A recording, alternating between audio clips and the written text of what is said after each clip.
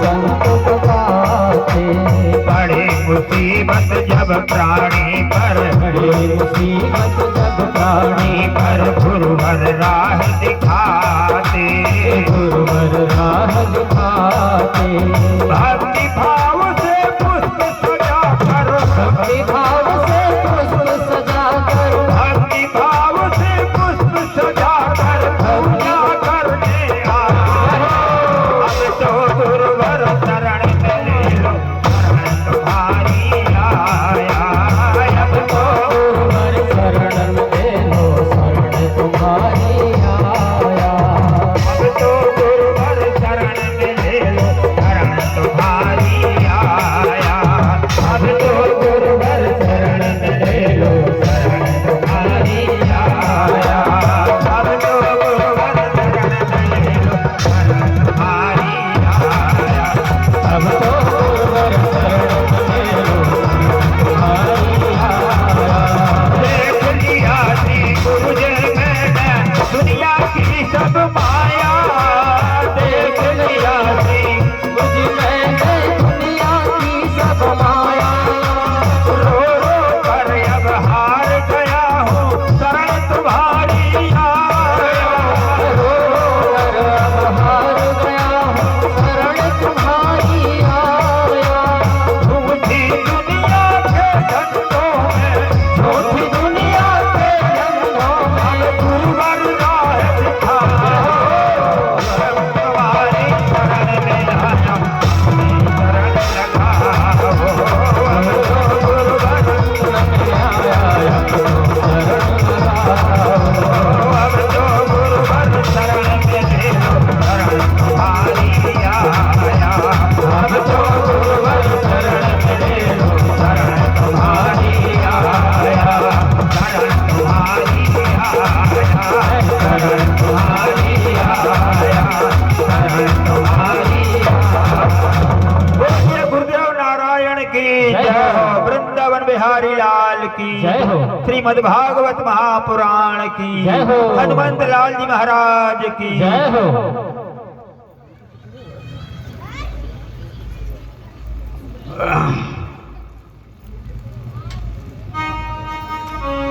जयंती मंगला काली भद्रकाली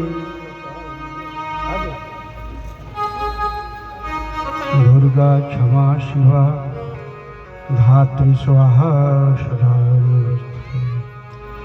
करार बिंदेन पदार बिंदम,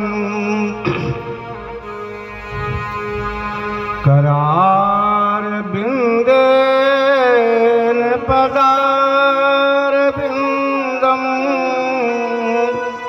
मुखार बिंदेन बिनवेशयन्तम, बटस्य पात्र स्फुटेशयानम, बालं मुकुन्दं मनसा स्मरामि। नीलाम्बुजश्यामलकोमलाङ्गं, सीता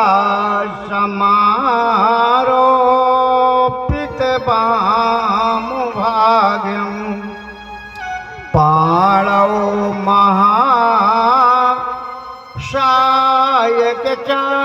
महाशायकचारुचापं, नमामि रामं रघुवंशनाथं, नमामि रामं रघुवंशनाथं। ये श्लोक, ये भाव महाराज जनक जी दे रहे हैं श्री राम जी को जनकपुर में। क्या कह रहे हैं जनक जी? नीलाम्बुज श्यामल कोमलांगम, हे श्री राम, आप नीले भुजंग के तरह कोमल हो, सुंदर हो। पीतांबर नीलाम्बुज श्यामल कोमलांगम, सीता समारोह पितुवाम भागम, ये जो मेरी लाडली है, छोरी है, सीता है, इसको अब बामे भाग में संभाले। धनुष बाण चलाने में आप कुशल हो, दक्ष हो, परंतु सीता समारोह पितवाम भागम पाणो महासायक चारु चापम। हम जानते हैं कि आप सब में कुशल हैं, चक्रवर्ती के अवध के पुत्र हैं, राजकुमार हैं, परंतु मैं विवाह आपका नहीं कर रहा हूं। मैं आपके खानदानी, आपके बाबा राजा रघु के वंश के कारण कर रहा हूं। आप उनके वंश में जन्म लिए हो, प्रकट लिए हो, हम आपको कन्यादान दे रहे हैं, परंतु आपके राजा रघु के वंश के कारण मैं आपको अपनी लाडली बेटी सीता जैसे आपको मैं पाणिग्रह कर रहा हूं। इसलिए जनक जी कहे थे नमामि रामम रघुवंशनाथम। मैं उस वंश की कीमत, उस वंश की रक्षा, उस वंश के कारण मैंने अपनी बेटी सीता जैसे प्रदान कर रहा हूँ। ये जनक जी की बात है। बोले बांके बिहारी सरकार की जय हो। अभी आप रास महारास भगवान कृष्ण के महारास देखने के लिए देवादेव महादेव भी सुंदर नारी का रूप धारण करना पड़ा। श्रृंगार 16 श्रृंगार पहन के भगवान के महारास देखने के लिए गए। अब वो महारास देख करके आनंद प्रफुल्ल हो, क्योंकि भगवान शिव से ज्यादा कोई रास करने वाला नहीं था। परंतु आज महाराज श्री सुखदेव जी कहते हैं भगवान भोलेनाथ भी उनसे फेल हो गए। जय हो। उनके नटवर को देख करके, उनके महाराज को देख करके भगवान भोलेनाथ स्वयं शरणागत हो गए। महारास देख करके भगवान भोलेनाथ मात्र रास करते थे, वो महारास किए। ऐसे गोपिकाएं ने भगवान से कितना प्रेम किए। गोपी ने सर्वस्व लुटा दी, सर्वस्व लुटा दी। कभी कभी उनकी मैया, सास, ससुर, पति, अगल बगल पड़ोसी कहवा करें अरे बाबरी, बाबरी हो गई, पागल हो गई, अरे ना जाने ये कहाँ का पुरुष है, नया नवीन है। इतना प्रेम फंसा दिए हो कि जितनी कान्हा की बंसी चलती है तो आप लोग बिल्कुल होश को खो जाते हैं। आपके सारे शरीर, सारा चित्तवृत्ति शरीर में केवल वो बांसुरी गूंजती है, और जैसे बंसी बजती है उसे आप नृत्य कार्य करते हैं। इतनी बाबरी मत हो कि चाह बनाने के जगह शक्कर न डाल करके नमक डाल दिया करती हो। चावल दाल यदि बना रांधना चाहती हैं तो चावल के बर्तन में दाल ओल दिया करती थी, और दाल वाले में चावल, नीचे का कपड़ा ऊपर पहना करती थी। काजल आंखों के लिए है।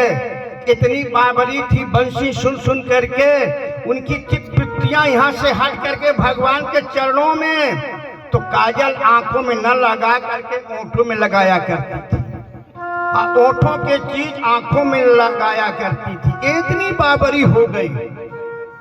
तो ऐसी क्यों? एक दिन ये छोड़ के चला जाएगा, और जिस दिन चला जाएगा उस दिन रोते रोते दिन बीत जाएगा, जीवन तक रोना होगा। इसलिए नवम कुमाराम नितिराम निरीक्षो, अभी तो आपको नया कुमार दिखता है, सुंदर है, परंतु एक दिन पछताओ। जब अक्रूर जी कंस का संदेशा निमंत्रण आया, अक्रूर जी का फैल गए, आ गए वृंदावन में, तो सारी गोपी अक्रूर को कहती हैं ये जहर का बीज बो रहा है मेरे बीच में, मेरे प्रेम से हटा करके ले जाना चाहता है। ये कहाँ का क्रूर है जो मेरे प्रेम में जहर घोर करके बीज बो करके ये ले जाएगा। अंतिम में वही हुआ। गोपी कहती थी, यशोदा कहती थी, जैसा इसका नाम है वैसा इसका अक्रूर पूर है। मेरे गोदी से लाला को छीन कर जा रहा है। गोपियां रास्ता में लेट गई। कान्हा, अगर तुझे मथुरा जाना है तो मैं तो रास्ता नहीं दे सकती हूँ, परंतु आपके ताकत है तो मेरे सीने से गाड़ी की छकड़ा चढ़ा कर चले जाओ। रास्ता मैं नहीं दे सकती। ये गोपियों का प्रेम भरा हुआ उल्लाहना है। वृंदा विपिन कुंज यमुना पुलिन श्याम मथुरा चले, श्याम मथुरा।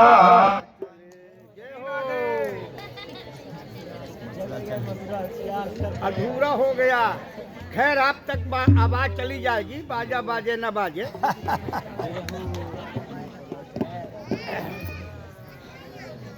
गोपियां ने धूल में सनी हुई लेट जाती हैं। आनंद कंद भगवान का रथ खड़ा हो जाता है। भगवान राधा से एक दिन पहले याचना ले चुके थे। राधा, जब मैं यहाँ से कहीं निकलूं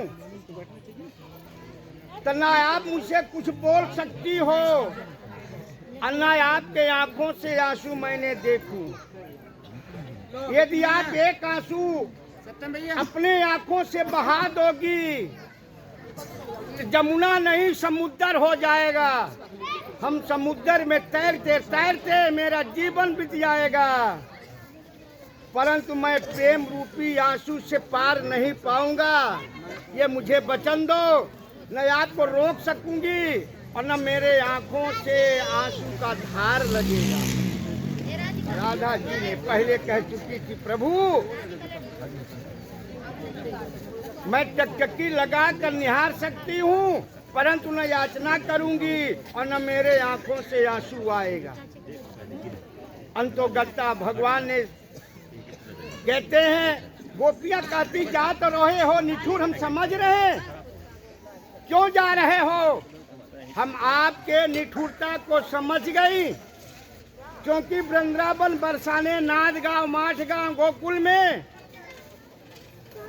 जब जो वृक्ष फलता है, जिस वृक्ष में फल लगने के बाद रस बढ़ता है, वही वृक्ष में पक्षी बैठती हैं और वो रसदार फल का रस ले लेती हैं। और जब रस समाप्त हो गया, गुदा समाप्त हो गया, जब गुठली रह जाती है, छिलका रह जाता है, तब वह पक्षी गुठली को छोड़ करके नीचे गिरा देता है और वो वृक्ष में बैठना भी छोड़ देता है। हम समझ गए, आप 11 वर्ष रह करके यहाँ का सर्वस फलों का रस चूस लिया, निकाल लिया। अब हम सारी गोपी आपके मन में निरस हो करके आप नए फलों का रस लेना चाहते हैं। ठीक है, जाओ, आपको मना कौन कर सकता है, परंतु ये तो बता दो प्रभु आपको वापस कब आना होगा, इतना तो बता दो। हम कितने दिन में आएंगे, और जितने दिन को कहेंगे उतने दिन तक मैंने राह ताकूंगी। ये नहीं बताएंगे तो हम सारी गोपी अपने प्राण को तड़फा करके प्राण अंत कर लूंगी। गोपी की आवाज को सुन करके भगवान कहते, गोपी चिंता ना करो, हम परसों वापस आ जाएंगे। परसों?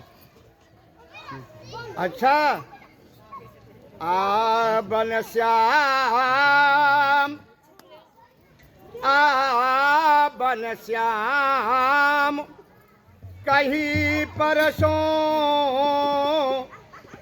धो कितनी दूरी हटी परसों। परसों न घटे परसों न बढ़े, परसों में बीत गई बरसों। परसों को आदा करके भगवान कन्हैया गोकुला को छोड़ करके मथुरा की ओर गया। मथुरा में ये सारी कथाएं आप सुने होंगे, बगीचा में रुके होंगे। रजक भाई को समाप्त किए, कपड़ा बस को धारण किए, उनके साथ दाऊ ग्वाल वाल सखा 10-5 सुंदर बस को पहरे, टीका चंदन लगाए, त्रिंबिका को उद्धार किए, जिनके हाथों का चंदन लगाए उनको अनुशासन दिए। अरे कुब्जा, हम पहले मामा के दरबार में जाऊंगा, मामा के दरबार से जब वापस आऊंगा तो आपकी इच्छा, हम 3 दिन रहेंगे आपके घर में, 3 दिन रहेंगे। आप अपनी जो जो इच्छा हो, पूजा पाठ, खान पान, सेवा सुशुल का, वो 3 दिन के लिए मैं आपके आश्रम में आऊंगा। त्रिंबिका मानकर प्रणाम करके, त्रिंबिका 3 टेढ़े की थी। भगवान ने उससे क्या लिए? चंदन। और चंदन के बदले पर जो 3 टेढ़े की थी, तो भगवान ने उनके पैर में अपना पैर रखे और अपना दाहिना हाथ ड्योढ़ी में लगाए, सीधे कर दिए। और सीधे करने के बाद दर्द हुआ, भगवान ने अपना हस्त कमल फेर दिया। अब उनकी शरीर से सुगंध उड़ने लगी, सौंदर्य हो गए। क्योंकि भगवान व्यंग में कहे थे 3 टेढ़े रेंगने वाली को, भगवान ने कहा, आओ बरम रूही कमल नैनो, कितनी सुंदर एक व्यक्ति आ रही है। थी लगड़ी 3 टेढ़े की थी। दाऊ ने कहा, लाला जहाँ तुम जाते हो तो तेरी बात टेढ़ी ही रहती, 3 टेढ़े की है बेचारी, और तुम कहते हो बहुत सुंदर। तो अब सुंदर ही बना दो, यदि तेरे शरण में आया है तो सुंदर कर दो। भगवान ने वास्तविकता त्रिंबिका कुब्जा को सीधा करके सुंदर ही कमल नयन ही बना दी, पद्मलोचनी ही बना दी। इसके बाद आप कथा सुने कि भगवान कृष्ण राजा कंस के मंच में पहुंचे। राजा कंस ने 5 पहलवान रखा था, 5 पहलवान पाल करके रखा था कृष्ण से लड़ने के लिए। प्रथम तो कुबले हाथी थी और धेनुकासुर, प्रलंबासुर, चाणूक और मुष्टि को सबसे पहले कुबले नाम हाथी से लड़ाया गया। अभी वो कितने के हैं? 12 वर्ष के हैं। हाथी को मदिरा पिलाकर उसे पागल किया और एक क्षण में भगवान खेल किए और हाथी की सूंड को पकड़े फेंके तो यमुना के किनारे आ गए। दाऊ जी पहुंचे, उनके छाती में पैर रख करके दोनों दांत को तोड़ लिए और मूसल के तरह बना लिए। जब कुबले मारा गया, चाणूक, मुष्टि, धेनुकासुर, प्रलंबासुर अचंभे में पड़ गए। कुबले के मारने के बाद एक एक क्षण में स्पर्श करें, इन्हें समाप्त कर दिए। समाप्त करने के बाद सीधे भगवान अपने मामा जी के पास पहुंचे। मामा कंस में मुकुट बांधे, जबरदस्ती पिता को हटा दिया, उग्रसेन को बिना तिलक के राजा हो गए। तलवार लिए हुए मंच सिंहासन में बैठे हुए भगवान कृष्ण पहुंचे और जैसे सामने पहुंचते हैं उसी समय राजा कंस का मुकुट अपने आप गिर जाता है, हाथों से तलवार छूट गई। ये दूसरा अशगुन है, ये दूसरा अशगुन है। पहली बार यही हुआ था जब लाला की आवाज सुना था बंदीगृह में, तब उनके हाथों से तलवार और मुकुट गिरा था। आज सामने देखने से मुकुट और तलवार पुनः गिर गया। भगवान कहने लगे, मामा जी परेशान मत होइए, हम कुछ करेंगे नहीं, केवल उतना करेंगे जितना मेरे भाइयों के अबोध बालकों के साथ किया है। मैं न लड़ूंगा, न तलवार मारूंगा, न बाण धनुष मारूंगा, उतना ही करूंगा जितना आप मेरे भाई के साथ व्यवहार निभाए हो, उतना ही व्यवहार मैं भी निभाऊंगा। वार्तालाप करने के साथ भगवान कृष्ण चोटी को पकड़े और जैसे चोटी को पकड़े और सिंहासन से उठा लिए, 4 बार फिर आए। मामा मेरे भाइयों को पैलू पकड़ करके, पैर की एड़ी को पकड़ करके ऐसे फिराया करते थे ना, और यही पत्थर है ना मेरे भाई को नष्ट करने के लिए, इतना ही करूंगा। 4 चक्कर घुमाए चोटी पकड़ करके, अब 5वें बार छोड़ दिए, फेंके नहीं छोड़ दिए, और जैसे शिला पत्थर में आए तो राजा कंस ने प्राण अंत हो गया।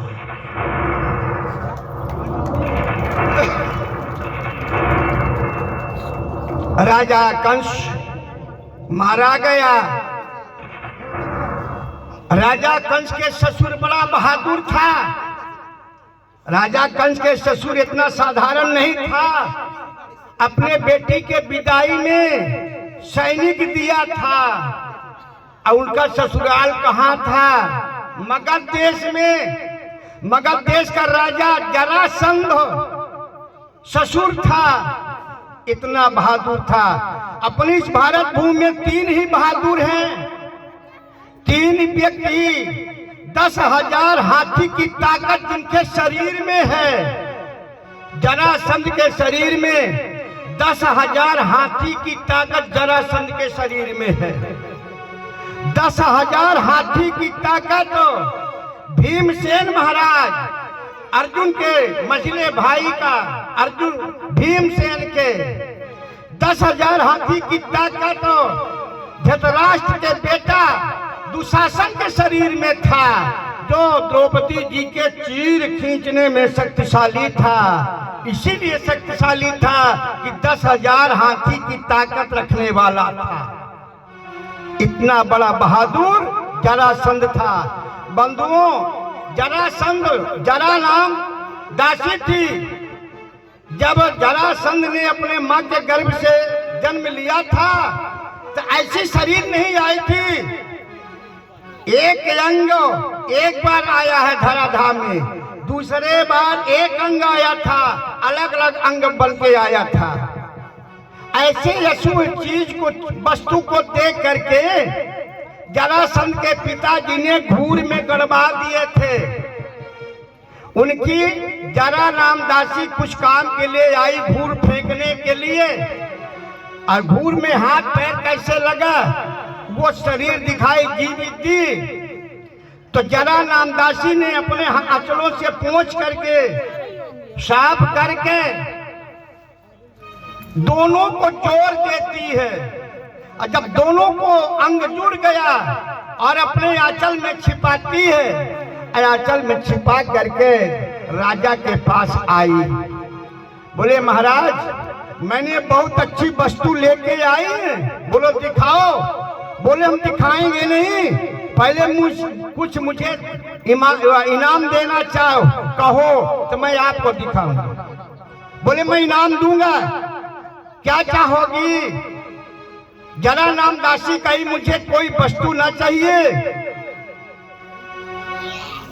इस व्यक्ति के आगे मेरा नाम हो। उनके पिताजी ने कहा जाओ जरासंध, जरा के द्वारा 2 टुकड़े में बालक का जन्म को जोड़ देना, ये जरा नाम दासी का श्रेय है। उसका नाम हो गया जरासंध। जरासंध की 2 बेटी थी, अष्टि और प्राप्ति, दोनों राजा कंस को ब्याही थी। जब राजा कंस मारा गया, जरासंध सुहागहीन ले करके पति का संस्कार वगैरह विधिवत करने के बाद जब अपने पिता के घर जाती हैं, पिता ने अपने बेटी दोनों को सुहागुड़ा देखी। पिता ने कहा बेटी ये क्या हो गया? बोले मेरे पति मारे गए। बोले दुष्ट को ज्ञान नहीं है क्या कि मैं हमारे दामाद के ससुर कैसे हैं कि मेरा नाम नहीं जानता ना होगा। बोले हम ये नहीं जानते हैं। बोले खैर कोई बात नहीं, मैं तत्काल बदला लेता हूँ। जरासंध ने 18 अक्षौणी सेना एकत्र किया और अपने ज्येष्ठ बालक को सेना नायक बनाकर भेज दिया। जाओ, मारना नहीं है, उसे रस्सी में फांस करके बांध करके अपने रथ में बांध लेना और घसीटते मेरे यहाँ तक ले आना और अपने दामाद के बदला मैं उनसे चुकाऊंगा। जिस समय 18 अक्षौणी सेना, हाथी, घोड़ा, बेसर इत्यादि चलता है, धराधाम की धूल आकाश मार्ग हो जाता है। बलदाऊ ने पूछे क्या है। भगवान कृष्ण कहने लगे, दाऊ ये हमारे मामा के ससुर जी आ रहे हैं, युद्ध के लिए आ रहे हैं। बोले अब क्या होगा। बोले चिंता करने की जरूरत नहीं है, 5 मिनट ज्यादा लगेगा, 5 मिनट। जब 18 अक्षौणी सेना घेर लिया, भगवान की माया रूपी ऐसी बांसुरी चली, एक क्षण में सब धराशायी हो गए। केवल एक बचा था, जरासंध का जेठा बेटा। कभी भी वशिष्ठी को मारना न चाहिए, चाहे अच्छा सूचक पत्र लेकर आया हो या बुरा सूचक पत्र लेकर आया हो, तो पत्रवाहक को मारना न चाहिए। जरासंध का बेटे को छोड़े और जरासंध का बेटा जाकर सूचना दिया कि पिताजी हमारी सारी सेना मारी गई, केवल मैं बचा। उन्होंने कहा अच्छा, इतना बहादुर। जरासंध पुनः 17 अक्षौणी सेना लिए किया इकट्ठा और उसका सेना नायक मालिक एक काल यवन नाम का सेना नायक बनाया। काल यवन ने भगवान से, भोलेनाथ से वरदान लिया था कि भगवान ना में चक से मारा जाए, न कोई शस्त्र से मारा जाए, न कोई साधारण मनुष्य से मारा जाए, न कोई मुझे जानवर मार पाए। भोलेनाथ तदास्तु कह दिया। अब जरासंध के सेना नायक बन के काल यवन आता है, मथुरा में प्रवेश हुआ। मथुरा वालों को मालूम हो गया, मथुरा में आकर आवाज लगा दिया, जरासंध ने ललकार दिया। भगवान कृष्ण 12 वर्ष के थे, निकले, मुस्काने लगे। जरा काल यवन कहा, रे क्यों, तुझे कष्ट होता होगा ना, डरता होगा ना, अगर तू मेरे शरणों में आ जाओ तो मैं तुझे जीवन दान दे दूंगा।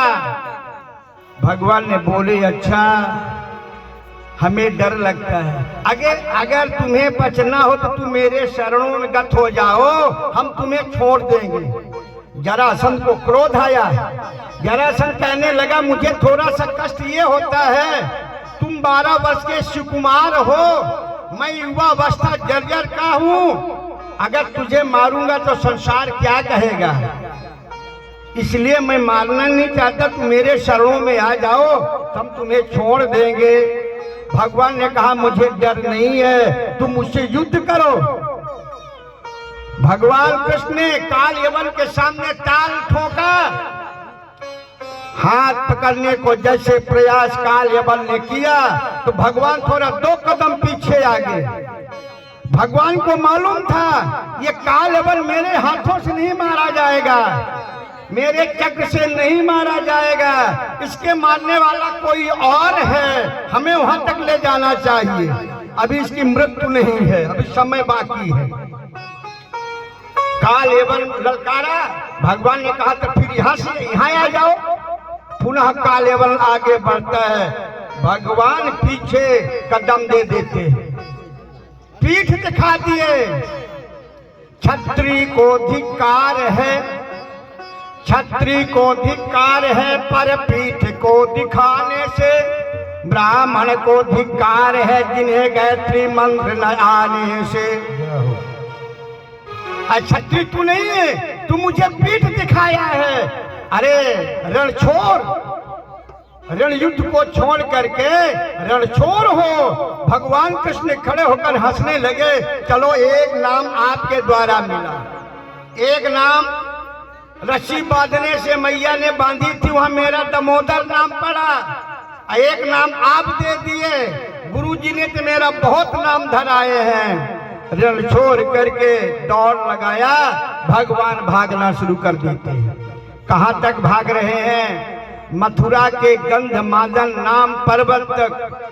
गंधमादन पर्वत में एक खो थी, जिस खो में एक जीव सो रहा था, एक संत सो रहा था।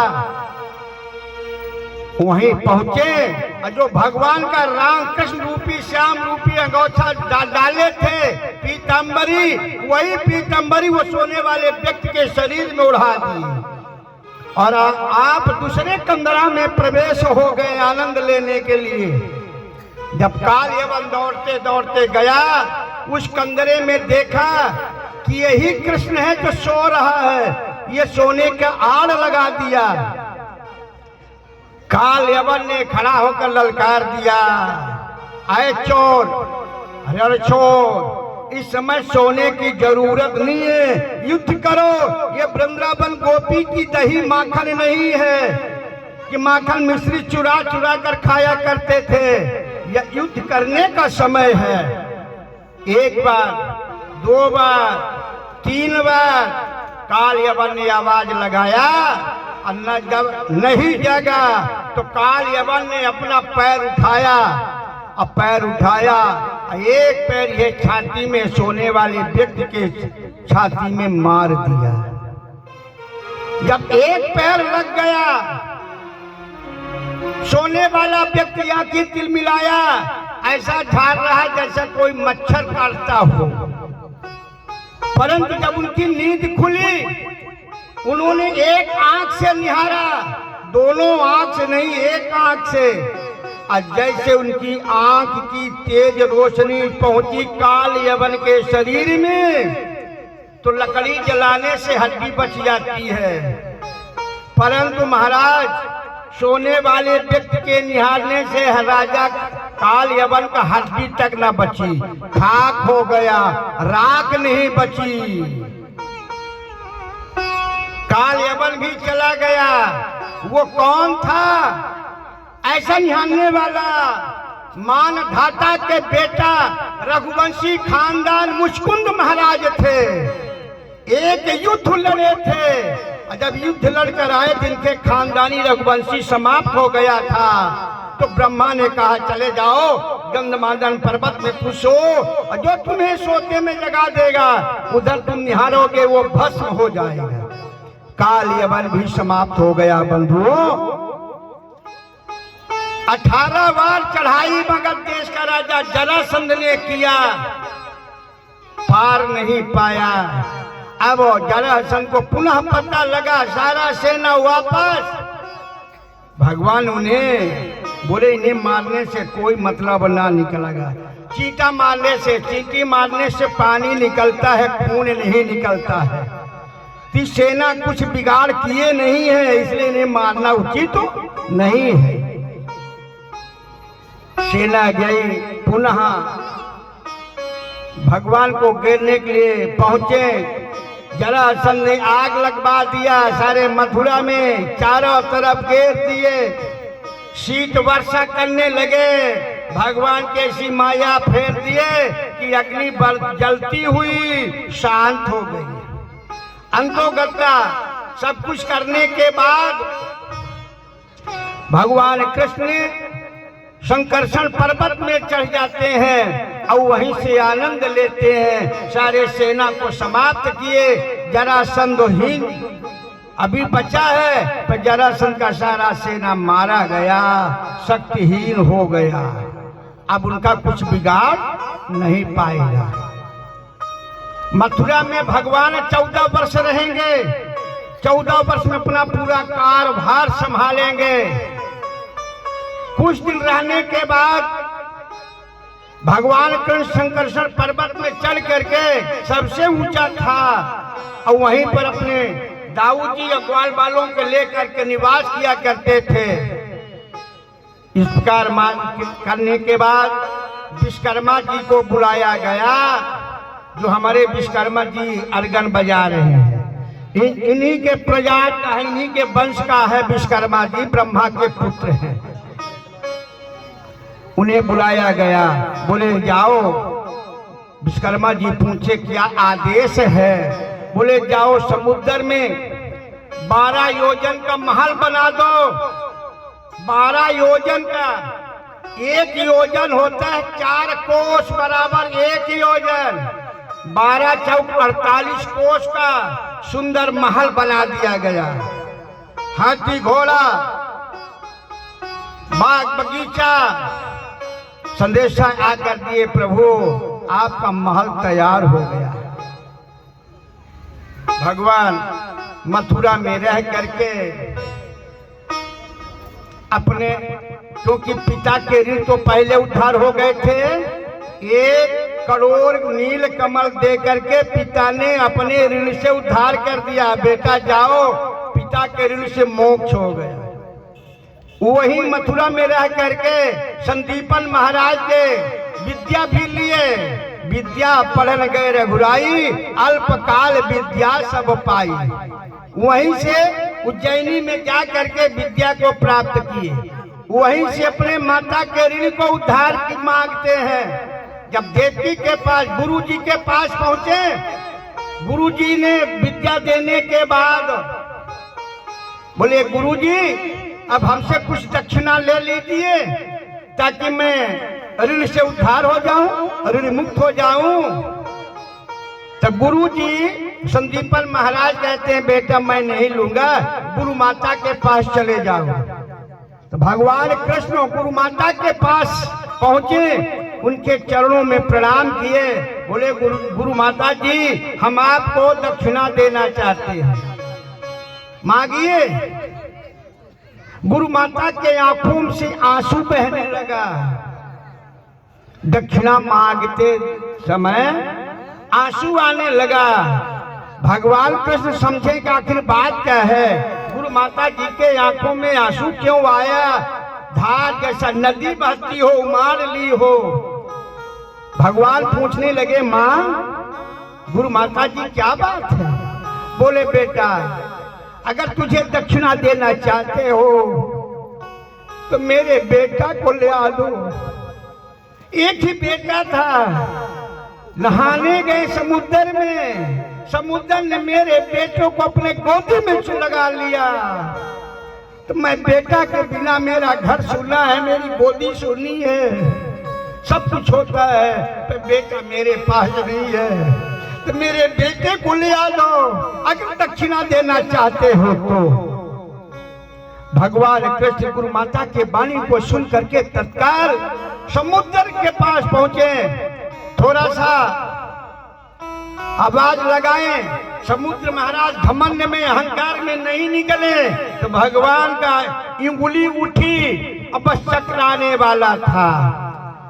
समुद्र समझ गया हमें समाप्त कर देंगे। समुद्र महाराज थाली कंचन थाली लिए, पूजा का साज सजाए भगवान के स्वागत के लिए। भगवान ने कहा कि मुझे स्वागत की जरूरत नहीं है, तू ये बता हमारे गुरु माता का बेटा कहाँ है? समुद्र महाराज कहा वो तो पाताल में पंचजन नाम राक्षस लेके चला गया है। बोले गुरु बेटा तो? बोले बेवा मेरे बस की बात नहीं है, अगर आप में ताकत है तो आप ले आइए। वहीं से भगवान ने समुद्र में प्रवेश हुए और सीधे पंचजन के पास पहुंचे। जो गुरु जी के बेटा को रखा था उसको समाप्त करके वो बेटा को भगवान कृष्ण ले आते हैं और अपने माँ के गोदी में सौंप देते हैं। माँ ने, गुरु माता ने कहा, बोली बेटा जाओ, तुम गुरु के ऋण से उद्धार हो गए हो। जय हो। राम जी नहीं उद्धार हुए, परशुराम नहीं हुए, कोई गुरु उद्धार नहीं हुआ गुरु से, केवल कृष्ण हुए हैं। बालक देने के कारण 1 करोड़ नील कमल देने के लिए पिता के लिए जब माँ के पास पहुंचे तो माँ से कहा, माँ मुझे आशीर्वाद दो, ऋण से मुक्त करो। देवकी जी कहती है तू ऋण से उद्धार नहीं होगा। क्यों? बोले जब मुझे मेरा कहना मानो। बोले माँ अपना बताइए कि आपका लक्ष्य क्या है?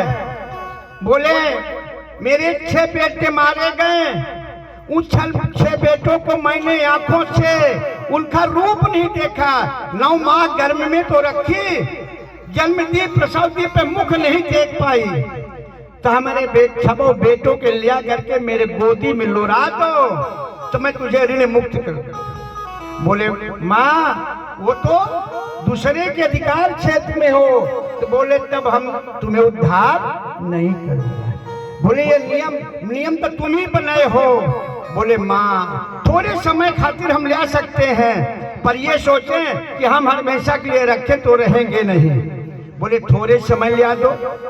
भगवान कृष्ण वहां पुनः पहुंचे, 6 बालकों को भगवान ने पकड़े और लियाकर माँ के गोदी में लोरा दिया।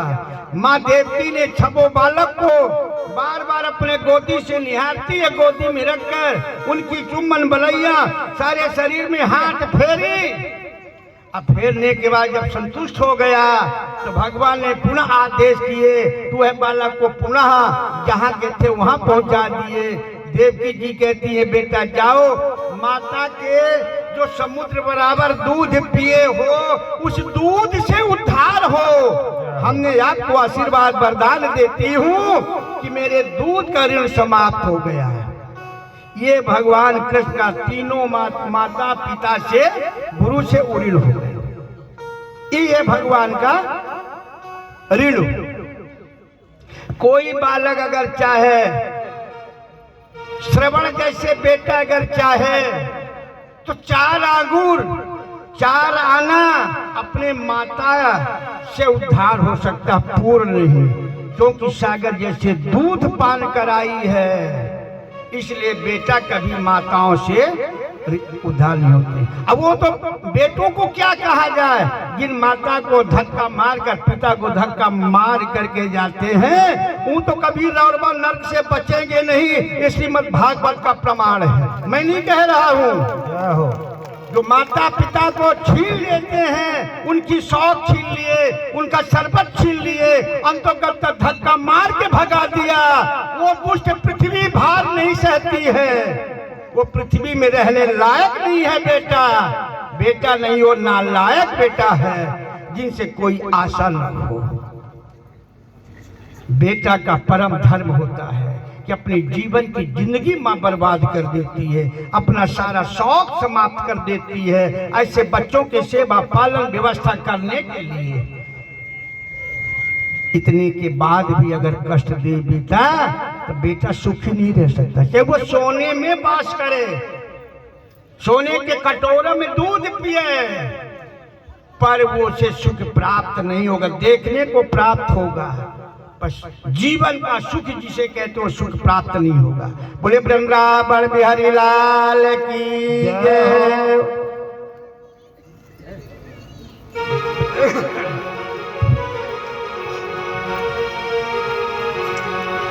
इसलिए माता और पिता का सेवा करना अनिवार्य है। संपदा हो या ना हो, डेरा हो ना हो, फिर भी सेवा करना चाहिए। जन्म दिया है, माँ बाप से बढ़कर जग में कोई दूजा नहीं खजाना।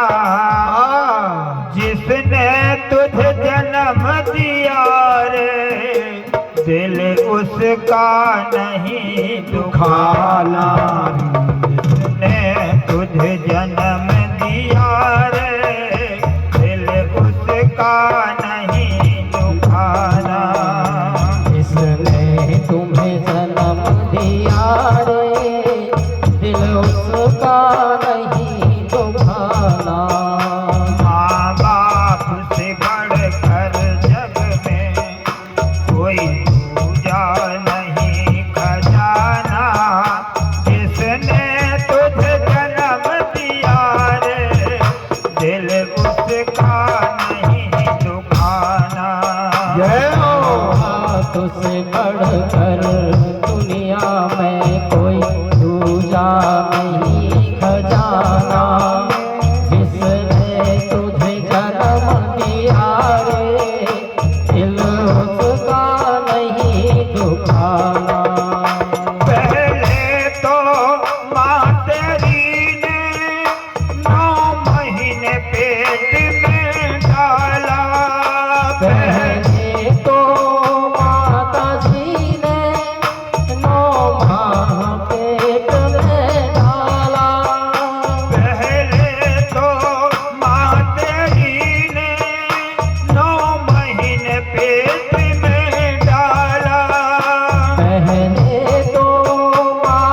सीने 9 महीने पेट में डाला। सीने का दूध पिलाया परमा सूखे से बचाया। सीने का दूध पिलाया परमा सूखे से बचाया।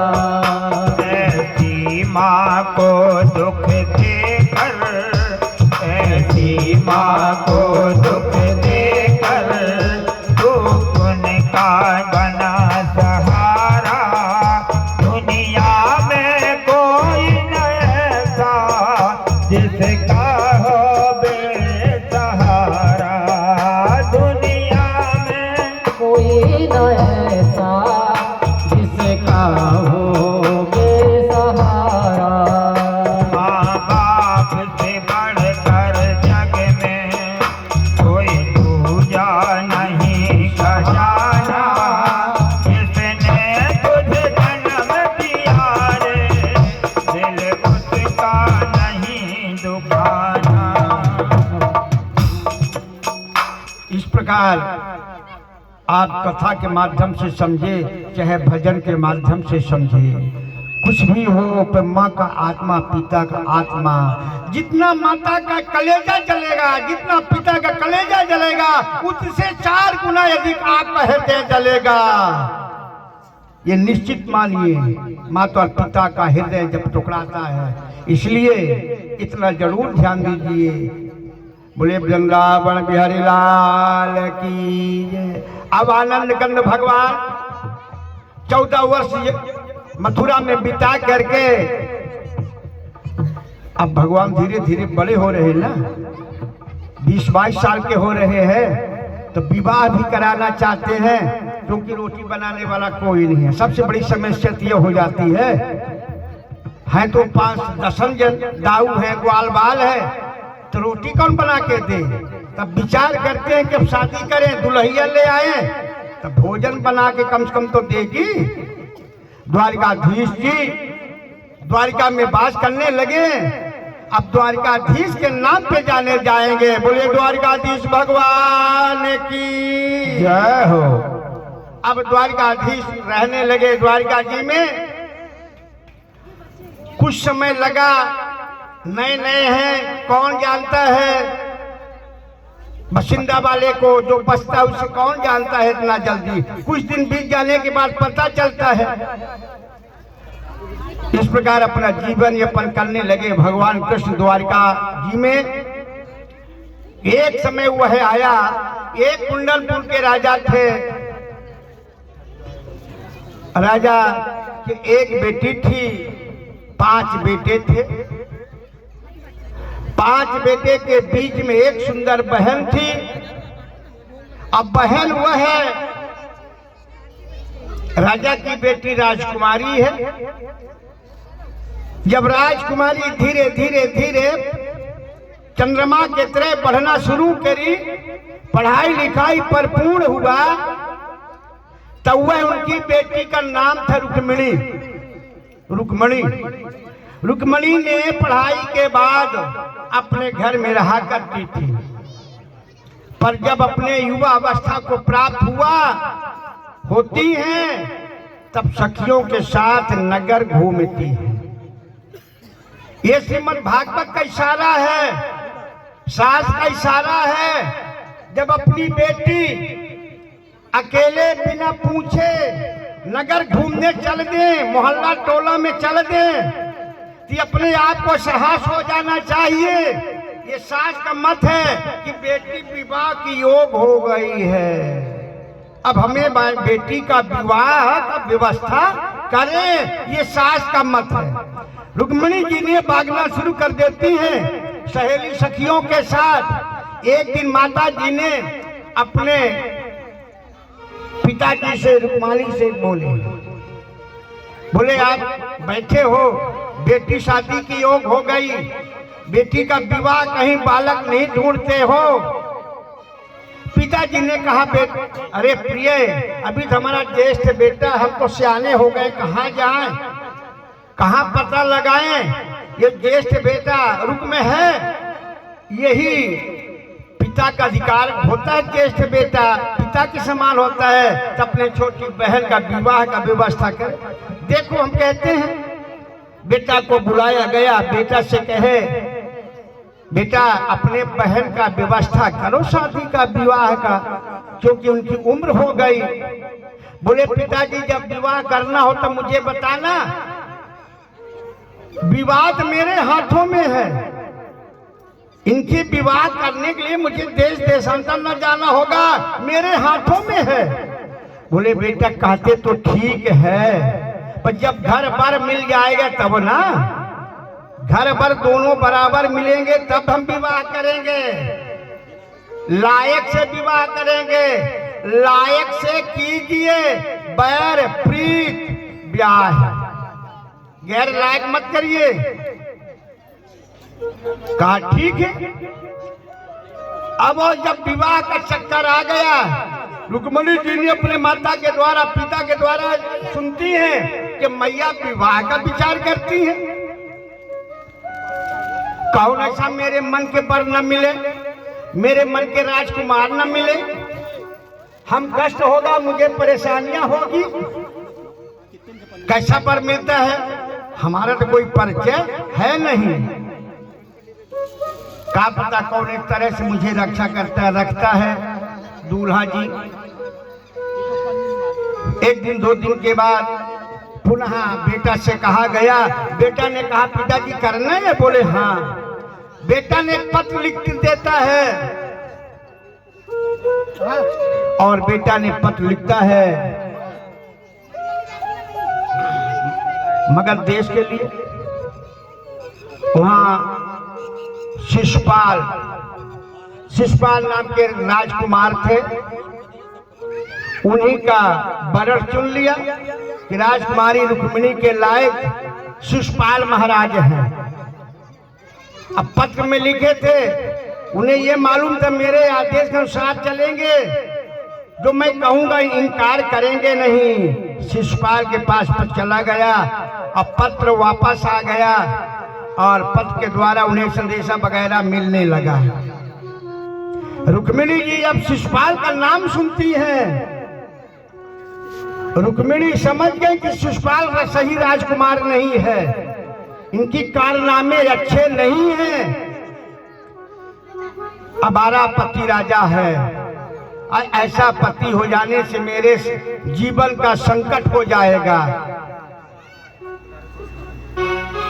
इस प्रकार सोच करके भोजन पानी थोड़ बहुत लेती है, चिंता होता है। रुक्मिणी जी ने अपने बिस्तर में जाती हैं, भगवानों को याद करने लगी, प्रभु कैसा पति का वरण करेंगे आप, कैसी मेरी जीवन की संगत बीतेगा, दुर्गत बीतेगा, हे प्रभु।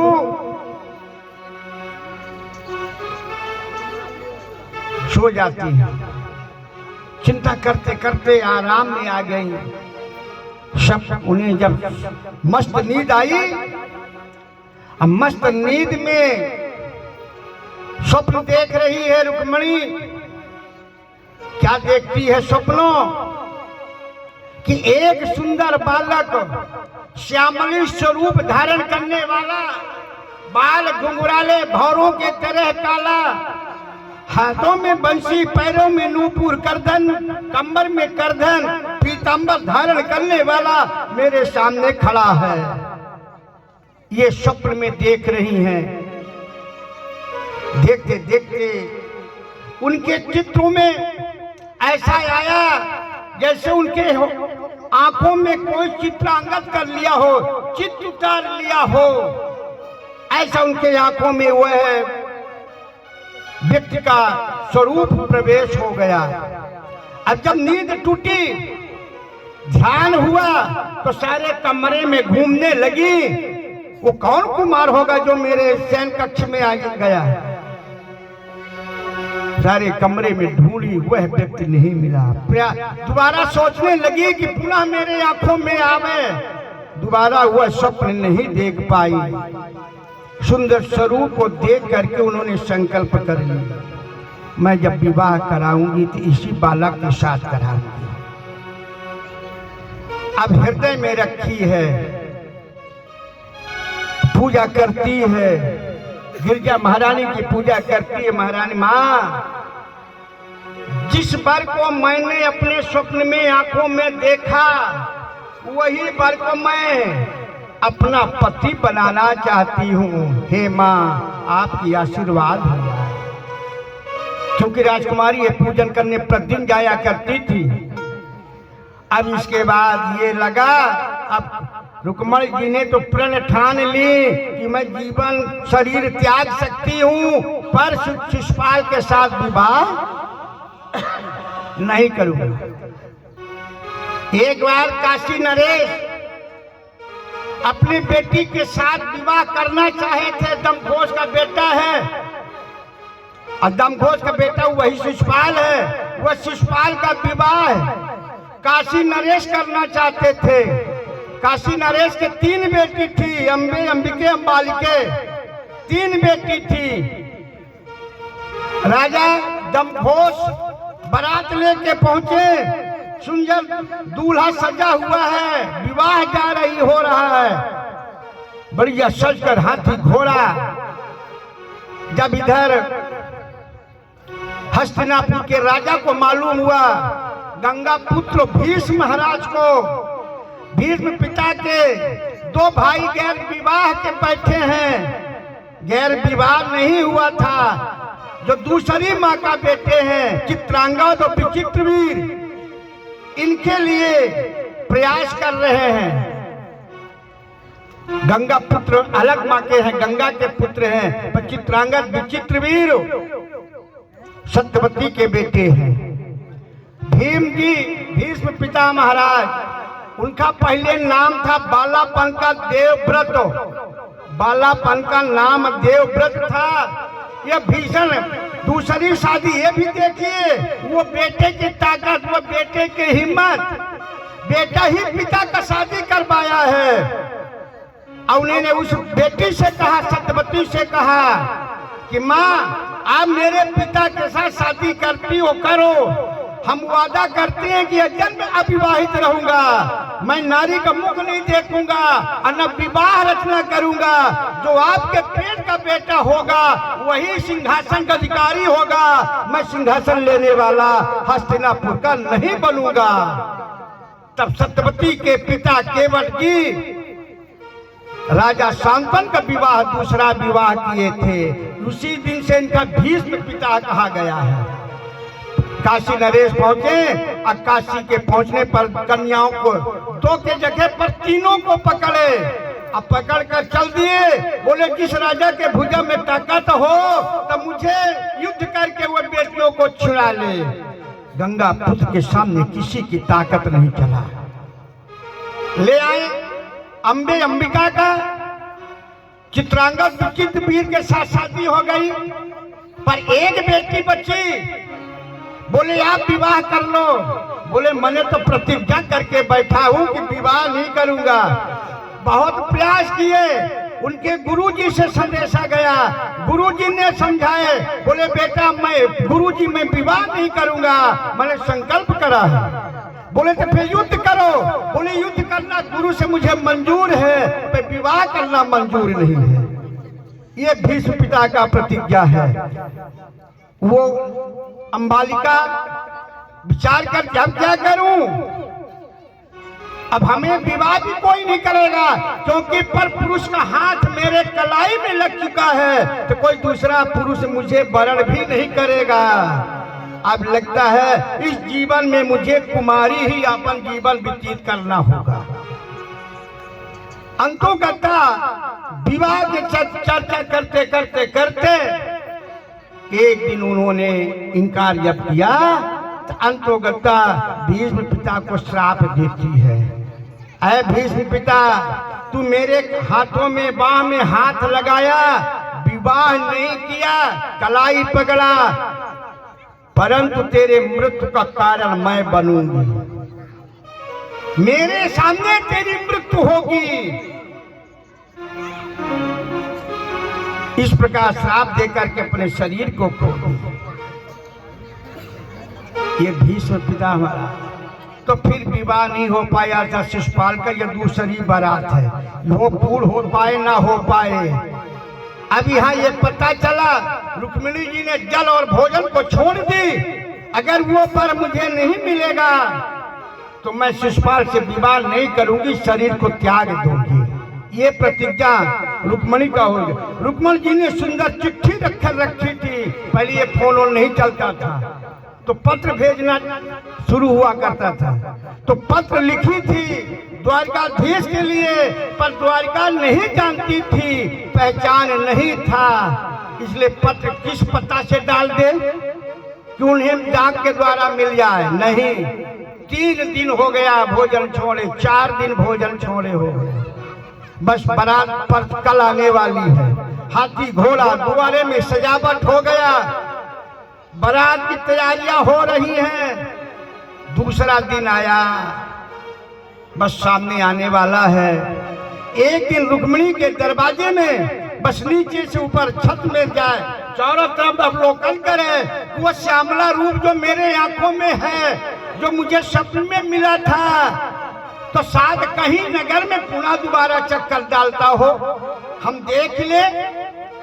दोबारा नजर वो श्यामल शरीर नहीं आया, बस नीचे ऊपर बार बार न सोए। रात सोते सोते निकल चले भागे, बाहर आने लगे, देखना शुरू करे पर मिल नहीं पाया।